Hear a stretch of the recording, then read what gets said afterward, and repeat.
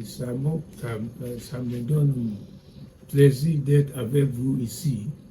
Aujourd'hui, on va discuter sur la dépendance de la France sur l'Afrique occidentale française de l'Ouest entre les deuxièmes guerres, c'est-à-dire entre 1919 et 1939.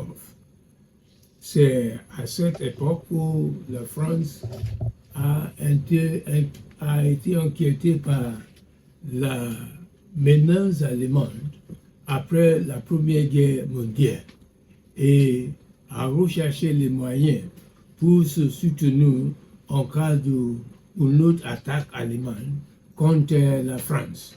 Cette émission donne l'histoire et les évidences de la dépendance totale de la France sur l'Afrique occidentale française pendant cette époque. On commençait d'abord par une histoire de les menaces allemandes contre la France à partir de 1871, après la guerre franco-prussienne, qui a humilié le goût national de la France et a provoqué le désir pour vengeance. Cette vengeance, ce désir a compté sur la dépendance de la France sur 16 possessions d'outre-mer.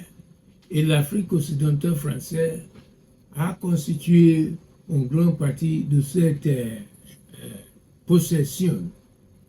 Le spectre d'un aliment résurgent reste en conscience pour la France de la fin de la Première Guerre mondiale. L'histoire d'antagonisme franco-allemand rencontre à la guerre franco-prussienne de 1870 et 1941 qui humilia l'ego national français et provoqua un désir de vengeance. La demande de cette vengeance et ses conséquences sur la relation franco-allemande appartiennent davantage d'histoire diplomatique européenne. On peut cependant noter au passage que cette volonté de vengeance a largement influencé la déléguée française au traité de Versailles mettant fin à la Première Guerre mondiale. Les constraintes d'espace et la connaissance de l'accord de paix de 1819 ne permettent pas de répéter les dispositions de ce traité. Il suffit de noter que les clauses du traité de paix sous l'Allemagne étaient si sévères que le traité avant été décrit non pas comme un traité de paix cartésien et considéré comme un dictat par l'Allemagne d'autre part.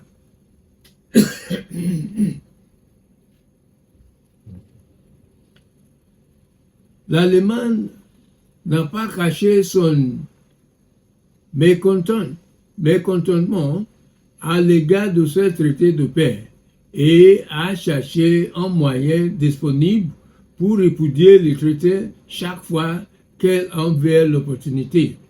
La France, de son côté, a commencé à rechercher tous les moyens disponibles pour se protéger contre une menace future probable. Alors que la conférence de paix de Paris était en cours, le gouvernement français et le marshal Foch plaident auprès des alliés que la sécurité future de la France et la paix de repos de l'Europe dépendait de la séparation de tous les rives gauche du règne de l'Allemagne. Les alliés n'ont pas accepté. Lors de la création de la Société des Nations, la France a proposé de doter cette institution d'une armée internationale chargée de faire respecter strictement les traités de paix. Cela a été une nouvelle fois rejeté. Cependant, pour apaiser la France, une triple alliance défensive au terme de laquelle les États-Unis et la Grande-Bretagne garantiraient conjointement l'intégrité territoriale de la France et viendraient à son aide militaire si ça devrait attaquer par l'Allemagne a été proposé. Cependant, le refus des États-Unis de ratifier ce traité annule l'alliance. De son côté, l'Allemagne a commencé à prendre des mesures pour répudier les traités de paix de Versailles, une association nationaliste composée d'anciens militaires de régions occupées de l'Allemagne, destinée à prendre les mesures contre la France si elle tentait d'appliquer vigoureusement le traité, fut créée. Une société secrète a été créée à Palatinat dont le but exprès de favoriser la propagande anti-française et de maintenir l'esprit nationaliste parmi la jeunesse. L'association nationaliste évacuée ci-dessous était organisée en brigades, bataillons et compagnies. Il aurait été libre avec un grand nombre d'armes et Allemands occupés. En Allemagne occupée. Que cette accumulation d'armes par l'Allemagne soit exacte ou non ne devrait pas nous déranger. Il est cependant instructif qu'il ait été réalisé par la France. Dans une lettre adressée au Premier ministre britannique un an plus tard, le président français attirait son attention sur la position périlleuse de la France en cas où elle sera menacée d'une nouvelle agression de l'Allemagne. Pour prévenir contre cette menace, le président proposera la conclusion entre la France et l'Angleterre d'un pacte défensif était conclu en 1970. L'appel à un pacte de défense comme anglo-français fut suivi en 1825 par une autre proposition française à la Grande-Bretagne, selon laquelle les troupes britanniques occuperaient la Reine jusqu'en 1935 comme garantie de la frontière nord-française contre l'agression. Cette occupation devrait suivie d'une garantie commune anglo-française à la Belgique lorsque celle-ci décida de revenir à sa position de neutralité. Cette proposition s'espérait les Français décideraient l'Allemagne d'attaquer la France pendant que la Grande-Bretagne resterait en règne, sachant qu'il n'avait aucun moyen pour l'Allemagne d'attaquer la France sans interférer avec les troupes britanniques ou les lignes de communication. Cette proposition, tout comme la demande, cette proposition espérait les Français décideraient Allemands d'attaquer. Non, on m'a dit Tibet. Cette proposition, tout comme la demande du président français pacte de défense a été rejeté par la Grande-Bretagne. Cela montre cependant l'ampleur de la participation française de la menace allemande. Le refus de la proposition française pour le Parlement britannique n'a cependant pas empêché la France de rechercher des moyens diplomatiques subtils pour obtenir une assurance contre une éventuelle agression allemande de la part de la Grande-Bretagne et des autres milieux. Les agents coloniaux français et les gouvernements du monde entier ont reçu pour instruction d'entretenir des relations très cordiales avec leurs homologues britanniques.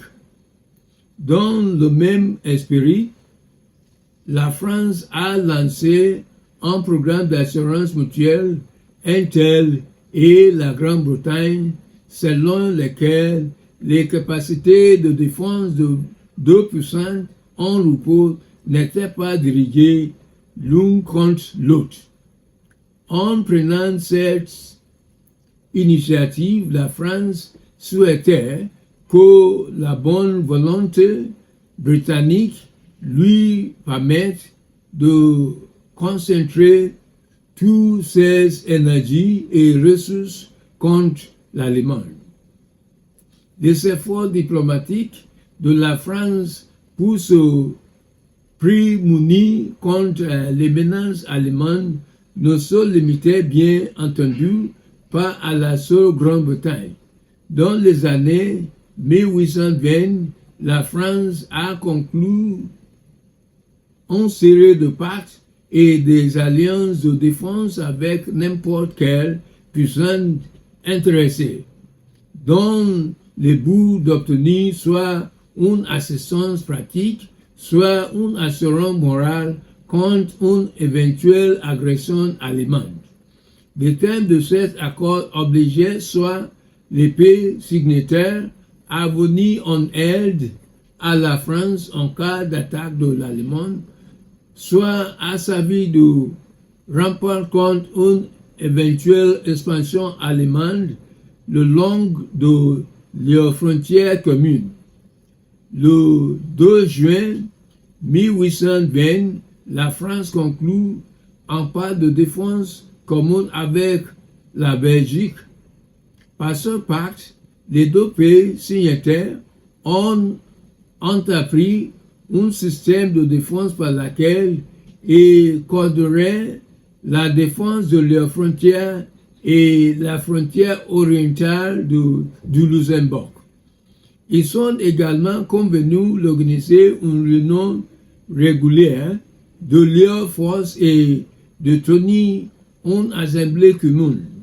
En février 1821, la France signa une convention militaire avec la Pologne et en conclut une similaire avec Tchécoslovaquie entre le 26 et le 31 janvier 1924. Par cette convention, les pays signataires s'engageaient à se venir à aide au cas où l'un d'eux serait victime d'une agression non provoquée. La France a signé des accords avec la Roumanie et la Yougoslavie en 1927, par lesquels les signataires étaient obligés de trouver des modalités de coopération entre leurs armées et échanger sur les conditions techniques de cette coopération. L'importance de cet accord, du point de vue français, était que la Pologne et la Tchécoslovaquie constitueraient d'importants placés de manœuvre et à l'aise de l'Allemagne.